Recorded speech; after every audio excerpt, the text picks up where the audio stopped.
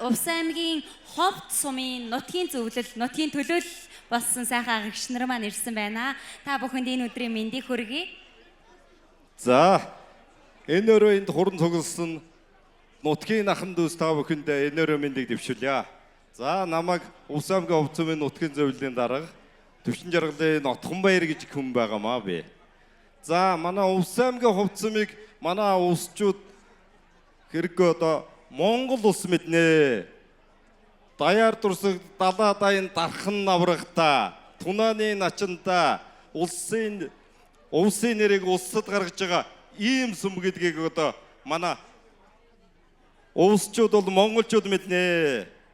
За ингээд манай Увс аймгийн ховд сумаас онцгой хурлын ерөнхий газрын дарга генерал Ариун буян, за манай ардын багш Мигмар Жав, усны доктор Басан Дорж гээд ингээд мөн олон алдарчнууд байгаа.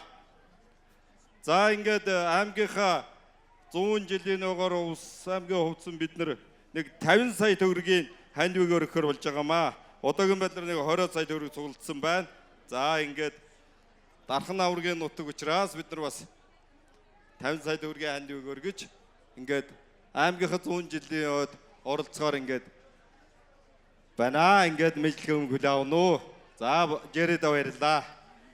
Маш их баярлалаа. Ингээд бүгдээрээ дараагийн ширээ рүү холбогдцгаая.